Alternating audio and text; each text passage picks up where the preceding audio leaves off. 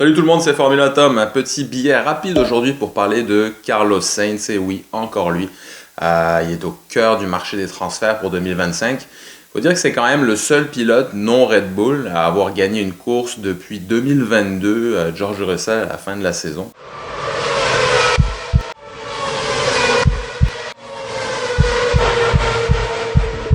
Alors c'est quand même bizarre que Carlos Sainz n'ait pas de contrat encore pour 2025.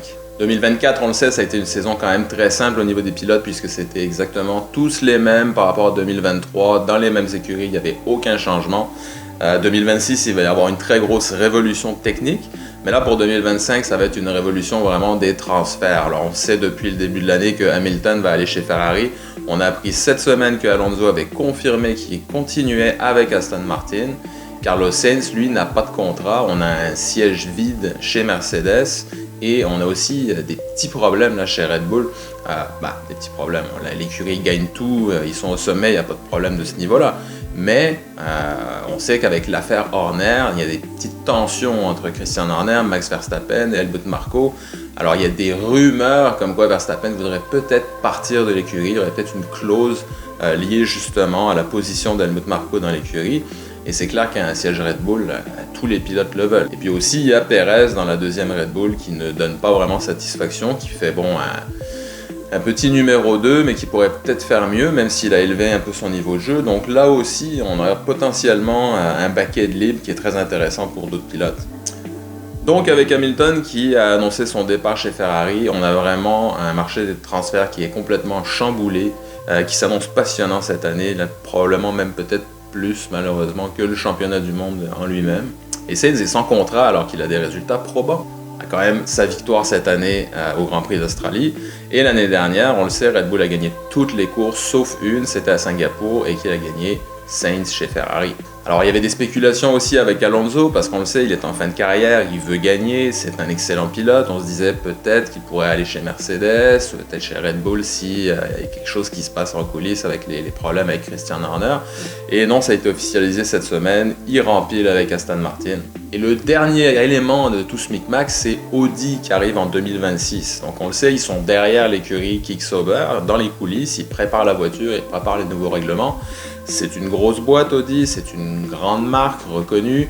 Ils viennent pas en F1 pour faire de la figuration. C'est certain qu'avec tout l'argent qu'ils investissent dans le développement, ils vont vouloir des grands pilotes aussi. Donc ils regardent attentivement ce qui se passe au niveau du marché des pilotes. Donc Carlos Sainz en fait n'a pas 50 options. C'est un excellent pilote. C'est certain qu'il ne voudra pas aller dans une écurie de fond de grille chez Haas. Alors il y a l'option Mercedes déjà. L'option Mercedes, c'est clair que c'est une option qui peut être intéressante. C'est quand même une écurie championne qui a gagné de nombreux titres dans les dernières années avec Hamilton, Rosberg aussi en 2016. C'est une machine bien huilée qui sait comment gagner des courses. Malheureusement, se cherche un peu là depuis 2-3 ans. Red Bull est au-dessus. Ils ont fait des erreurs stratégiques, ils ont fait des erreurs au niveau du développement de la voiture, mais quand même, c'est pas une écurie de fond de grille. Ils sont quand même toujours dans le top 3. Donc ça pourrait être intéressant. Par contre, psychologiquement, c'est sûr que pour Mercedes, ça fait un petit peu un aveu d'impuissance par rapport à Ferrari, puisque on sait, Hamilton, leur pilote star, a été transféré chez Ferrari pour l'année prochaine. Alors récupérer le pilote Ferrari, psychologiquement, c'est un petit peu un côté désolé de vous avoir pris votre pilote star, on vous renvoie notre deuxième pilote là en compensation. Allez, ciao les gars. C'est pas super d'un point de vue marketing, ça fait vraiment on se contente du deuxième choix en fait. Donc c'est pas forcément bien pour Mercedes. D'un autre côté, on sait que le patron de Ferrari, Fred Vasseur, et le patron de Mercedes, Toto Wolff, sont de bons amis qui s'entendent très bien. Donc si ça devait arriver, je suis certain qu'ils vont mettre en place une stratégie de communication pour faire vraiment un peu comme si c'était prévu dès le départ et que Sainz c'est un super bon pilote et Mercedes voulait l'avoir et Ferrari est très heureux. C'est ce genre de communication qu'on peut voir en F1 assez fréquemment. À part Mercedes, il y a l'option Red Bull. C'est quand même la meilleure écurie du plateau.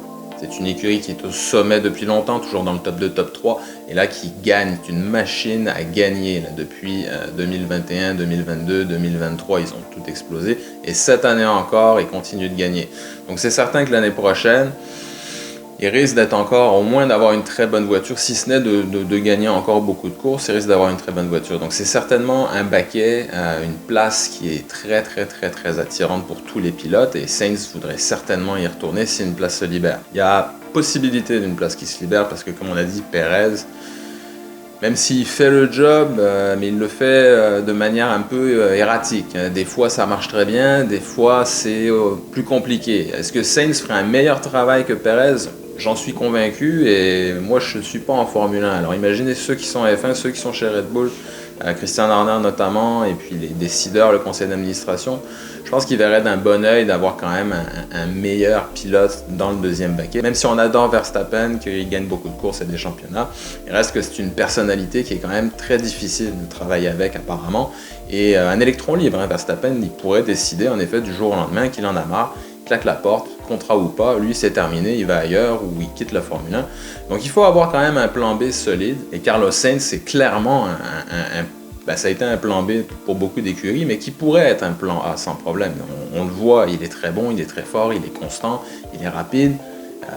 Donc à mon avis, ça serait une excellente option pour Red Bull, soit pour aller aux côtés de Verstappen à la place de Pérez, ou même dans le cas où Verstappen quitterait l'écurie, à ce moment-là, il pourrait prendre sa place et devenir le leader.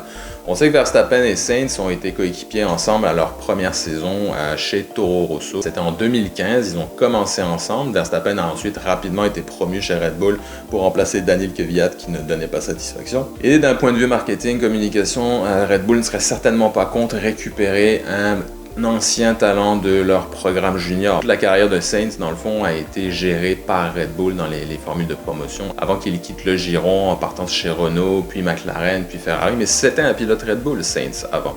Donc un retour au bercail, un peu à la même manière que Daniel Ricciardo, ça pourrait être quelque chose d'intéressant, autant au niveau sportif pour piloter la voiture que sur le plan des communications marketing.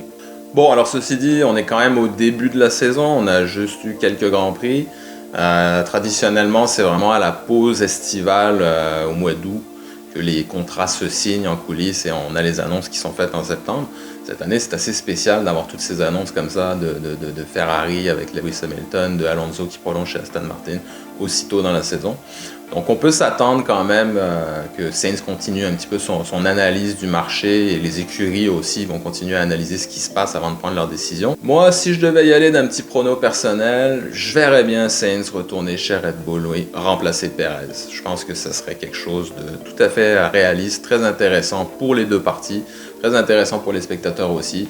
Puis cette dynamique Sainz-Verstappen, on aimerait ça. Est-ce qu'on pourrait enfin avoir un pilote qui tiendrait la barre assez haute pour se battre à armes égales avec Max Verstappen, la machine, le monstre sur la piste? Ça serait quand même super intéressant. Alors voilà, c'était Formula Tom, merci, j'espère que vous avez apprécié, abonnez-vous, et puis dites-moi dans les commentaires en dessous, comment vous voyez la saison 2025, où ira Carlos Sainz selon vous? Vous le voyez dans quelle écurie? Où est-ce que vous aimeriez qu'il aille? Dites-moi ce que vous en pensez, et puis on en discute. Allez, à la prochaine, ciao!